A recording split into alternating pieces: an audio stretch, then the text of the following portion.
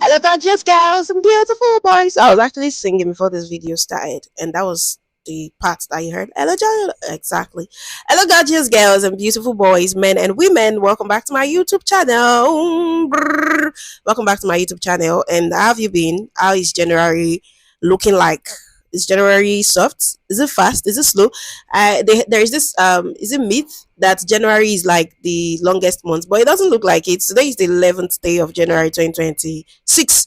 So I don't know. We have how many days to go? 20? Yeah, 20 days to go. So it doesn't look like January is very slow. Maybe this January is not slow. But we don't have Amatan here in Lagos, Nigeria. I don't know if other parts of Nigeria if there is Amatan, but there is no Amatan here in Lagos, Nigeria. But see, let's get into what we want to talk about today. So today, I'm actually very excited about today's topic because I feel like it is going to be very, very helpful, resourceful for you if you are an entry level product manager. So today, I'm not saying that a mid level product managers cannot also gain from this, but this is actually specifically for entry level product managers, and it is actually timely. It is the beginning of the year, and people probably you finish like your boot camp, and you're thinking of, oh, I need to start applying to jobs. Even if you started applying to jobs and you feel like, oh, they are not responding, they are not getting back to me, maybe we can add this to it. And that's why I decided, you know what, let us put out this video so that we can talk about it. All right, so today's topic is building your first PM portfolio. Building your first PM portfolio, like I said, entry level. This is assuming that you don't have a product portfolio, or you have, but you're not sure of what you have. So let us go on this journey together. So it's actually a step-by-step guide, and I have examples. I actually want to do like a video or tutorial walkthrough, but I feel like this video is going to be lengthy and I don't want it to be too long. So I'm thinking probably during the week I might drop a video tutorial, or the next video is just going to be like I'm using a tool to do it so that you can see it. But really I want you to like do DIY it. That's do it yourself. I want you to DIY this. I'll make sure that it is very, very explanatory so you can follow through step by step and you just do it yourself. But if you don't get it, you can drop a comment for me so that I can come back and do something like more practical for you guys. So yes, let's get into it. Welcome back to my YouTube channel. So let's assume that you just finished a boot camp, or you are transitioning into product management, or maybe you are applying for your first PM role, product manager role, right? And everyone keeps telling you the same thing. You need a portfolio. You need a portfolio. And you are sitting there, you are thinking, what exactly goes in a product management portfolio? So I've not shipped any product, you say. I don't have years of experience. What am I supposed to show? What am I supposed to? What is meant to be in? What is even product portfolio, right? I get it. I have actually been there too, and that is why I said, okay, let us do this together. So this was me a few years ago, and here's the good news: you don't need to have worked at Google or launched a viral app to build a strong product management portfolio. So I'm going to be doing PM portfolio so that the product management seems too long, right? So today I'm breaking down exactly what goes in a product management portfolio, how to create one from scratch, even with zero PM experience, and I will show you real example of what works. Do you understand? So grab your notebook. Let us build a portfolio that actually gets you noticed. That is what we are going to be doing. Now, there is something I want to say. There is this truth about product management portfolio. So let's address the elephant in the room. So most entry level product managers don't have portfolio, and that's exactly why you should have one. Now, I'm not saying that so many people will say, oh, they got their first role without portfolio, but I want to believe that you were able to sell yourself, you were able to talk, you were able to position yourself in a way that the hiring manager, they knew that, okay, even though you've not done something, you actually know what you are talking about. But then maybe if you're not able to like do stuff like that, your product manager can actually, I mean, product management portfolio can actually speak for you. So here is what happens when you apply for PM roles without a portfolio. Your resume looks like everyone else's. It looks like the regular read through portfolio thing, the Word document, the PDF documents. Recruiters can see how you think, they cannot see it. What are you going to put in that resume of yours if it is like your first role as a product manager? Let's think about it. Now, the third thing is you have nothing to talk about in the interviews beyond theory. It is just everything that you've been taught during your boot camp. That is what you also want to like. tell the hiring managers, right? So it is just theory. You don't have any other thing to say. I'm not trying to be condescending, no. I'm just trying to say that this is the reality of it, right? And the fourth one is you blend into the pile of hundreds of other applicants. There is nothing to make you stand out in that pool of Bethsaida. But you get me, right? So, but when you have a portfolio, you stand out immediately. Hiring managers can see your thinking process. You have concrete example to reference in interviews. You demonstrate initiative and genuine interest in product management work. So that is just it. But here is the thing to understand. Here's actually the key thing for you to understand. A PM portfolio is not the same as design portfolio or engineering portfolio. Designers show beautiful visuals, like you will see that they've designed something, they've done something. You can see, I can see, you get, they can, you can see that, oh yeah, you're a designer, but maybe I don't like your design. But you can see, say, engineers will show you code. In fact, they will give them assessment that go and do something, something. They can show you code. It's not for you to say, bro, this your code is looking very, very funny. Are you sure about it? But what do PM show? PM show how they think. You show how you think, how you approach problems, how you make decisions, how you prioritize, how you communicate. Those are how many things? One, two, three, four, five. How you think, how you approach problems, how you make decisions, how you prioritize, and how you communicate. So your portfolio is proof that you understand what managers actually do, even if, let me say it again, even if you have not done it professionally yet. So it's not a big deal that you've not done it before. I mean, everybody, we are all fresh at the point, so it's not a big deal that you've not done that thing professionally yet. And the best part is you can build this starting today, regardless of your current role, regardless of your current. In fact, even if you are entry level or mid level, if you want to apply to jobs, so they will still ask you that, what have you done? Do you have like a product portfolio, right? So let's break down everything and see exactly what goes into it. Now there are four components, and I'm going to be as I want to be as detailed as possible, but I really do not want this video to be lengthy again. So let's just go straight into it. There are four components of a strong PM portfolio. A strong PM portfolio has four main components, and the first one is product case studies. So these are like 2 to 3 detailed analyses.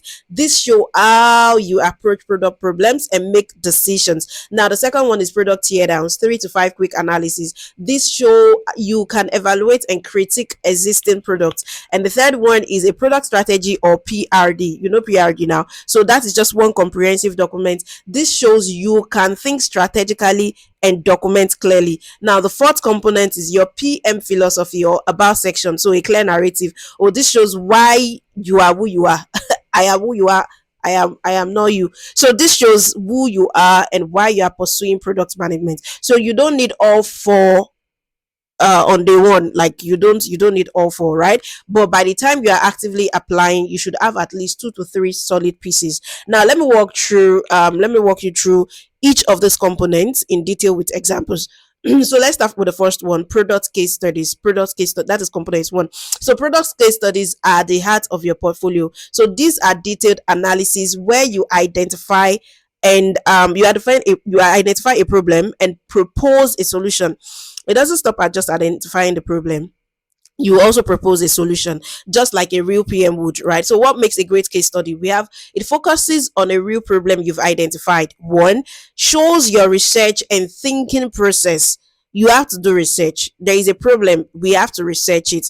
What is there any organization also facing that kind of situation? What has been done so far? That is the research piece. And also include user insights, even if it is informal. It also includes like user insight. So insight could be like you are just talking to just people, not like there are people you need to go to for that case study, right? So now what you need to do is that you propose a solution with clear rationale, you demonstrate prioritization and trade-off, and you show that you understand success metrics. So the structure I would recommend is: one, there should be problem say statement. What's the problem and why does it matter?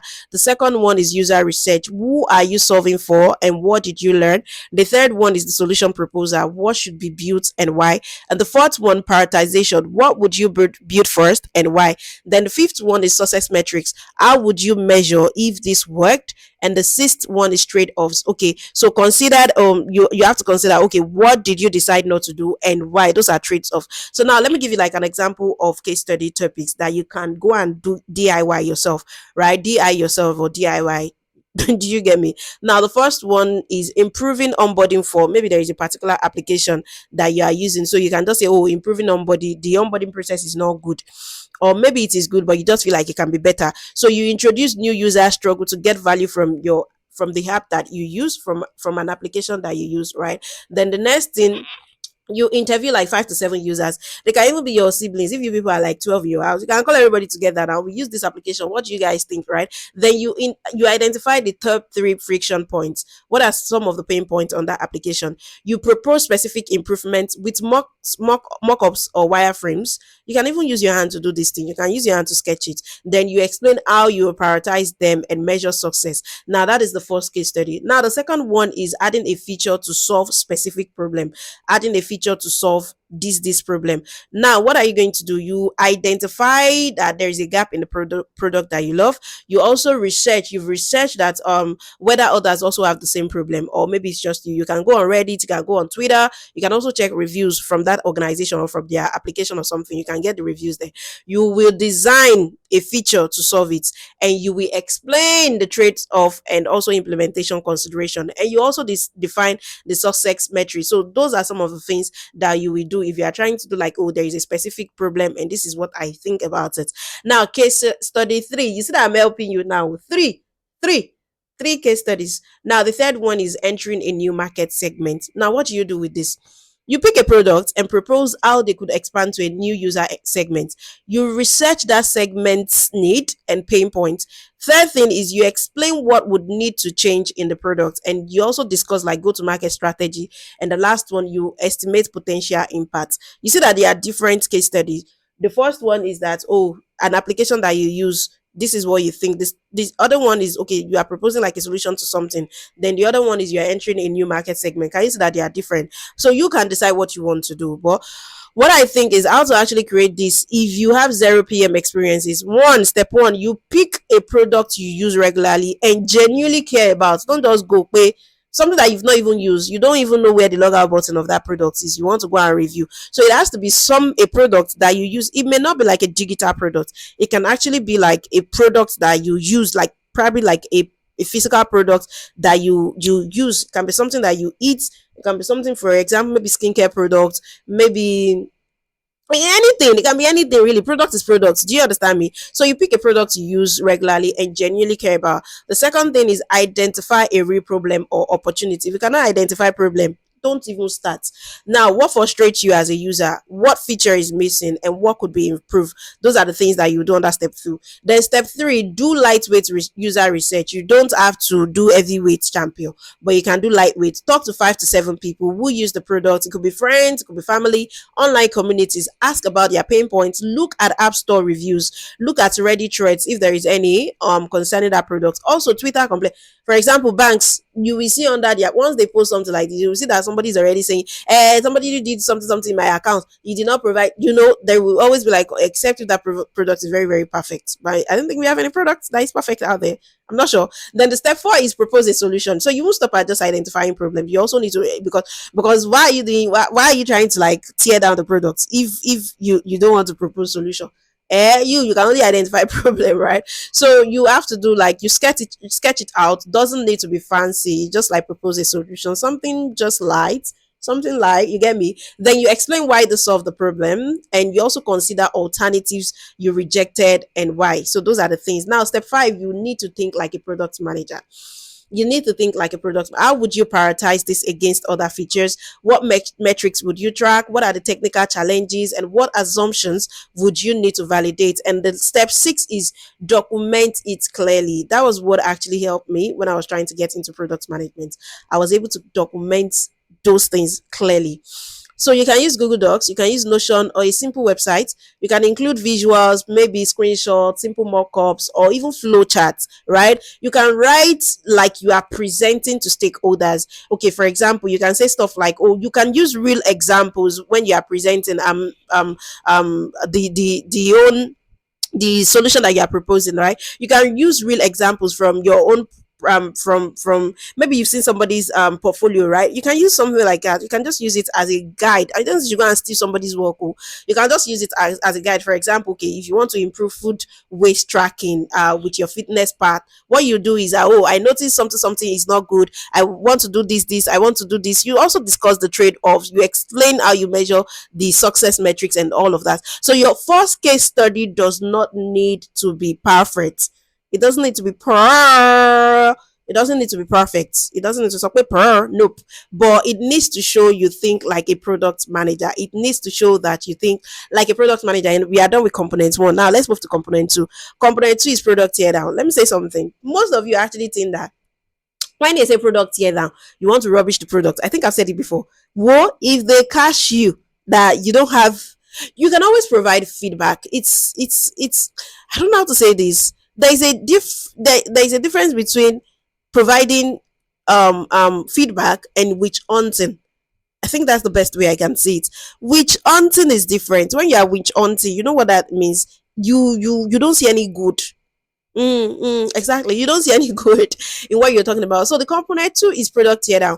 Product tear downs are shorter, quicker analysis where you evaluate existing products. You can see it's not which on thing. So this show you think critically about product decisions, or you are able to think critically about product decisions. So what makes a good or great product here? That we have picks an interesting product or feature, analyzes what is working and what is not, considers the why behind product decisions, shows you understand business context, and demonstrates critical thinking. That is product theater. So the structure I recommend is one, overview. So what is it and who is it for? That is product overview. What is working well? So you identify 3 to 5 product strong product decisions. What could be better? You identify 2 to 3 opportunities for improvement. The business model, how does this make money? Is it sustainable? Also competitive position, how does it compare to alternatives? And the sixth one, how you answer like a big question. What would you want to understand if you're the PM? If you are that one that has been employed to come and manage that product, what would you want to understand about that product, right? So example of tear down topics, we have like why Duolingo's gamification works. You want to maybe do that. You want to think about it. Okay, gamification for me, I don't like gamification. I get overly stimulated when everything is just gamified. In fact, I've decided that maybe after this month, I'm not going to use Duolingo again because I feel like I'm getting it though. In fact, the language I'm learning, I speak it a bit, just a bit. I understand, right? But I feel like the gamification puts people on an edge. Sometimes they are not even learning, but just because they don't want their streak to end, they need to go inside the application. I feel like there can be more to draw them in. Now I'm doing product here now. I'm actually doing product here now. I feel like there should be something other than gamification that can bring people into the application.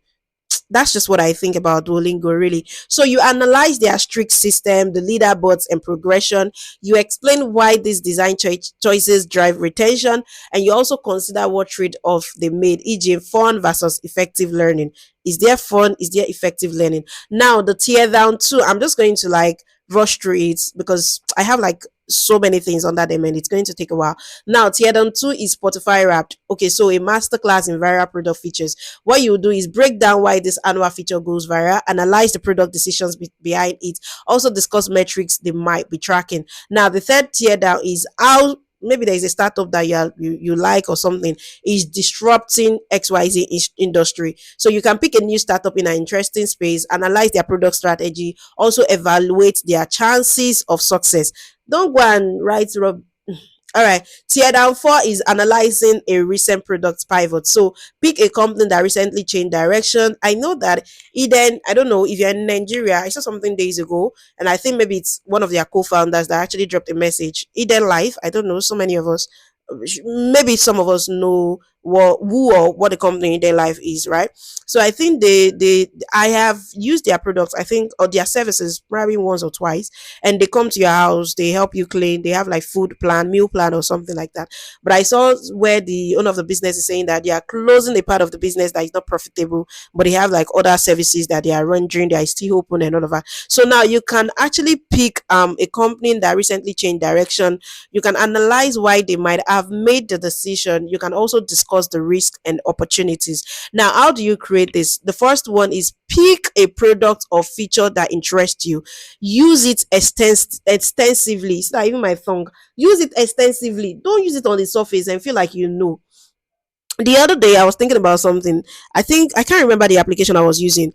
And I just saw something and I was like, people give feedback. I get you may be using just one part of the application and you have feedback to give. That is normal. But I feel like as a user, I see. It was one video I watched on, I think it's a Samsung device, and I can't remember the caption, but what the video was saying is that, it is this flip. I think, is it flip? It's not flip. Is this Samsung Fold? Yeah, that's it. It's the Samsung Fold, right? And someone was playing game, all this jumping game, and the person was using the folding effect to be skipping. And the product manager will be like, "Oh, we built a product that is so beautiful, users can," and users will show you that. When I told someone, when my friend sent the video to me on Twitter, I said users are crazy. That was what I said. I said they will test you. They will make you feel like you that you developed that product. You are also not a user. So that's just what I say. You should use that product extensively, right? You sign up, go through onboarding, explore all features, because sometimes there will be something that is on screen A that you feel like that is where it ends. But no, there is actually a wireframe connecting to screen 5.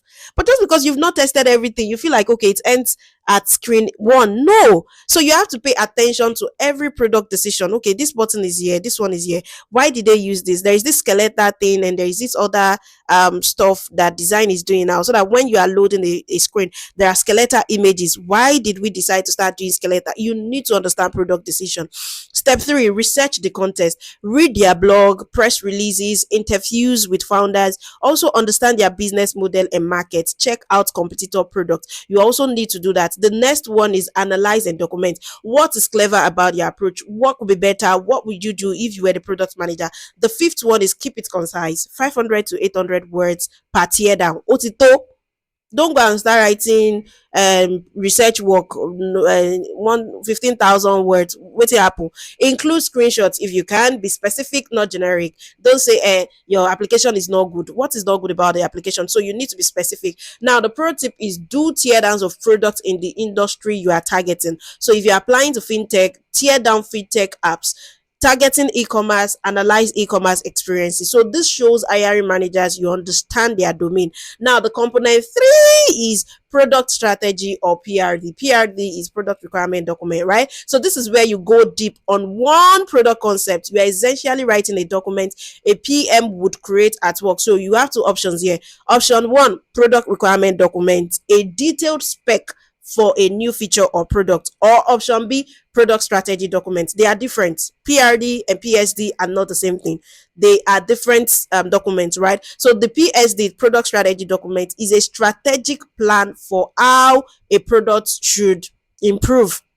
Now, I recommend starting with a PRD because it is more concrete. So many people don't do PSD, they do PRD. In fact, some organizations, their strategy document is just one pager document, maybe at most two. But PRD is like what we really, really understand, right? So, what goes in a PRD? What are we building? The first one is the overview. What are we building? Why are we building it? And who is it for? That is the first part. Then we have the user stories. As a user, I want to do something so that XYZ the outcome, right? So include like 5 to key user stories. Then success metrics. How will we know this is successful? What metrics will we track? Then the fourth one is the requirement. So we have functional requirement, what it must do. We also have non-functional requirement. It's not functional requirement alone. We also have non-functional requirement like the performance, the security, etc. And out of scope, what we are not building explicitly. This one we are not going to go there. we are not going to do it, right? And we have the user flow, step by step journey through the feature. You also include like a simple flow chart or wireframes. Now, there are also the open questions. What do we still need to figure out? What assumptions need validation? And also, you put like a timeline and milestone, high level phases. So, you do like research, design, build, test, and launch. What are those things that you are going to do on those milestones? Now, example of PRD topic, right? We have, okay, let's see, PRD, local expert matching feature for Airbnb. You look at the concepts, you look at the whys, you look at user stories, success metric, detailed requirements and user flow, implementation considerations. I need to skip through that. You can pick all of those one by one and just create your PRD with that. So how do you create this, right? Step one, pick a product you know well. Look at the similarity between all the components. You need to pick a product. If you don't know me, you cannot talk about me. It's just that some of you, you are online 247 dissecting people's lives that you don't know, you've never met. It's just something that you saw online about them, and you can now write episodes about their lives. You don't know them. You are wrong. See, at the beginning, you are wrong. But let's go back into what we are saying. Right? Step one, you pick a product you know well. Step two, identify a compelling feature idea. Should solve a real user problem. Should align with business goals. Should be feasible. Even if you are not building it, but it should be feasible. Don't go and bring something that looks too too rigid, too big, too unaccomplishable. That is just the word, right? Now, the third step is research thoroughly. You, as a product manager, you are going to do research. Oh. You are going to do research. So, you talk to potential users, look at how competitors handle similar features, understand technical consideration. Then, the fourth one is write the PRD like you are presenting to a development team. Put yourself in the product management position. You are who you are. Don't limit yourself. Come on. All those aspiring product manager that you able to put at the back of your or the front of your LinkedIn title. Come on. And product manager enthusiastic. I mean, stop it, drop it in 2026, right? Be specific and detailed. Include acceptance criteria. Think through edge cases. Those are some of the things that you need to do. And the step five is make it visual. Make it visual. Make it, it doesn't have to be fancy again, but make it appealing. Not fancy, but make it appealing. Make it detailed, not detailed, but make me see that this is what you're, even if you are not there, I can understand what you have said. So you can add wireframes, you can use Figma, you can use Sketch, or even your hand drawings. Maybe one of this day, my next video or some other videos, I'm going to bring one of my sketches when I started doing product. I still have the what's it called, the drawing. I use a paper and pen. That was what I did. I, funny enough, I was using Figma then, but I just wanted to sketch with my hand. So you can even use your hand, right? You can include flow charts, you can use screenshots where relevant. So this document should be like 5 to 10 pages and feel like a real work artifact. It should feel like a real world artifact, right? So when hiring managers see a well-written PRD in your portfolio, they think, oh, this person can do the job. Simple. They know they, except when you now go to the interview and you now speak, and your speaking will now erase everything that you've put in your portfolio. But try as much as possible to make your portfolio very, very strong and detailed. Now, the component four, the part four of your PR and portfolio, right? Your PM philosophy and about section. This one I don't want to dwell on it really. So this is often overlooked, but it is crucial. It is very, very crucial. People need to understand who you are and why you want to be a product manager. What to include in your about section are your story. The first one is your story. How do you get interested in product management? What's your background? You should put detailed storytelling into this.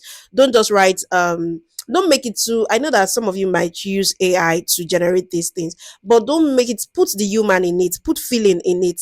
I know that some of you will now go and put in the prompt AI, let it look human, put feeling. Oh my god, but see, you have to make it very, very interesting. I love reading stories that are interesting, right? So when you're making it, make it understandable. Why are you transitioning, if it is applicable? So you need to keep it genuine and concise. That is what I said about AI. It looks to AI, right? Make it genuine, make it look like I'm speaking to you, you are talking to me, even though it's a document I'm reading. But don't write a novel. No, no, no. So example for me, what I would do is, oh, probably I would just say, oh, I am a former banker who fell in love with product management. After seeing how well designed products could solve real problems, I transitioned into product management because I love the intersection of user needs, business strategy and technology. So I'm particularly interested in fintech products that increase financial literacy and access. Don't go, if you see one of these, we go with cash, you go and write it verbatim, you put it on your product portfolio, and one day I'll be the one to review, and I will see that is what I said that you put in your portfolio. X cancelled for you. Now the second one, the first one, don't forget, is your story. The second one is your PM philosophy. What do you believe makes great products? How do you approach product decisions? And what matters most to you as a product manager? Now, example is I believe great products start with deep user empathy. Before jumping to solutions, I invest time understanding the problem through research and conversations. I am data informed but not data driven. So just put it, the numbers guide decisions, but don't replace judgment. And I value shipping products and also learning fast. You know why I'm being so draggy about it? Because I want you to make it look real. Don't just write things because you feel like they are fancy words and you are salading words and all of that. Make it you. Write, write. Use you. Use your words. You can use probably to like construct the sentences very well, but make it look like you are the one actually doing the work, and it should be you doing it.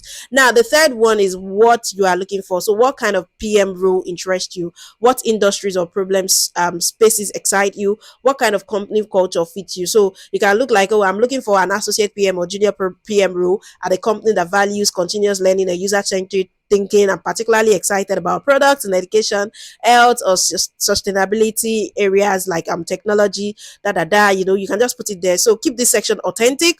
Don't try to sound like someone you are not. Hiring managers can tell. I will tell, because I also have a degree in human resource. So I will tell also. Now, putting all of this together, how do we do it? What are some of the product portfolio platforms that you can use? So now that you know what goes into your product portfolio, where do you actually host it? Now, option one is personal website.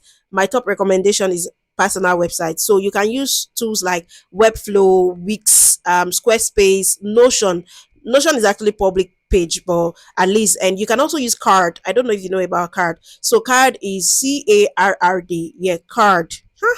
Yeah, so you can use that. Now, the pros is it is professional, customizable, you own it, it looks polished. Now, the cons cost a bit. Like, I know that some of those ones, some of them, I think weeks, yeah, it costs like probably $10 to 20 per month, and it takes time to set up. But I think I did with Notion. There are even templates on Notion that you can customize, right? So Notion is free. The one I currently use is free. You can get that on Notion, and that's the one that I said maybe I'll just teach you how to go through it, but you can do it yourself, really. Now, it is best for people that are serious about breaking into product management. Now, option two is Notion public page, right? This one is free, easy to update, clean design, familiar to many PMs. It is less customizable, can look generic, and it is best for you if you are just getting started. Now, the next one is Medium or Substack. You can also use Medium or Substack. I'm actually on Substack. I don't know what my handle is, but I think it's Teminicolayo, just Teminicolayo on Substack. I'm also on Medium too. I think it's also Teminicolayo. I think so, but you can just search, okay, oh, Teminicolayo. I know, right? So it's either Medium or Substack. So you can use that one, but I don't think it's free. It's paid. You have to like pay. People need to pay to read the complete version of your story. Da da da. Now the fourth one is Google Drive or Docs with a landing page. You can create like a landing page with your Google Docs or Drive. Now it is free, it is easy to share, but it doesn't look as polished as those other ones. Now it is best for early stage, just you starting out. My recommendation is start with Notion to build your content, then move to a simple website when you are ready to actively apply. So what your portfolio or on page should include: clear headline, product manager portfolio. That is it. Your name, product manager portfolio, brief intro about yourself, links to your case studies, tear downs and PRDs, contact information, and you should also be on LinkedIn. I think you should. I know LinkedIn is very, very funny, but you should be on LinkedIn too. You can also put your LinkedIn profile optional. If you have like a blog or writing section, you can put it there. But if you don't, it's fine. So keep the design clean and simple. The content is what matters, not fancy graphics. So how do you use your portfolio in job applications? You can always include, if there is a link, you just put it portfolio. When you put links on documents, you can rename them to portfolio, like you just rename it as portfolio and you just put the link there. So when they click on it, what they will see is portfolio, but it is link embedded. So they will just click and you'll see it, right? So you can always embed it in your resume, right? They will see it there. You will see that at the top part after your name and all the second line, you just see portfolio and you can click on it. Now that is what you do. Then the second one is in networking conversations. So when reaching out to product managers on LinkedIn, you can always share this as a link again. So you just share it in interviews. So you can reference specific case studies when answering behavioral questions. So this is how you do it. On your LinkedIn, so you can put it, there is a portfolio page on your LinkedIn. You can always add it there too. And also when you are following up, you can always put it. So after interviews, you can say, oh, thank you for the conversation. Based on our discussion about XYZ topic, I wanted to share a case study I did on related topic, right? And you attach the link. So it shows that there is continued interest and thoughtfulness. Now, the pro tip is customized for specific applications. You cannot send. All right, let's just go ahead. So if you are applying to Spotify, maybe do a tear down of a Spotify feature. If you are applying to a B2B SaaS company, make sure one of your case study is about B2B products, right? So this tailoring this shows that you are serious about that specific role and not just any product manager job. So now, will I ever say something and not tell you some common mistakes to avoid? No way, no way. Now let's talk about common mistakes to avoid. Making it too generic. Don't do that. I analyzed how to improve user engagement. What did you analyze? For what product? For whom? So you have to be specific. The second one is just listing features without rationale. No, don't just say add a dark mode. Why should I put a dark mode there? The third one is ignoring the business side. PMs, you need to balance user needs and business needs. So show you understand revenue, cost, competitive dynamics. Mistake number four is no user research. How do you want to even do your product portfolio without doing research? Ow! Azao! Azazao! So don't do that. And also the fifth one is over designing. You're not a product designer. That's not what they need. They don't need those fancy looking beautiful. They need your thought process. They don't need your design. They need your thought process, right? Never updating it. This one, Timmy, you are speaking to yourself. I feel like I need to go and update my portfolio. I did so many work last year and they're not even on my product portfolio. So I need to go and update it. I feel so tired saying that. So your portfolio should always change. You should always add to it and all of that. Making it too long. If you see my portfolio link, you'll be like, is this person, are you sure? But yeah, it's short, but it is worded. It is short, but it is straight to the point. We don't do lengthy things here. Just very short and straight to the point, right? Now, what are some of the action plan that you need to do? Number one is pick your first case study topic. We can put this into week plans. Week one, pick your first case study topic. Choose a product you use and care about.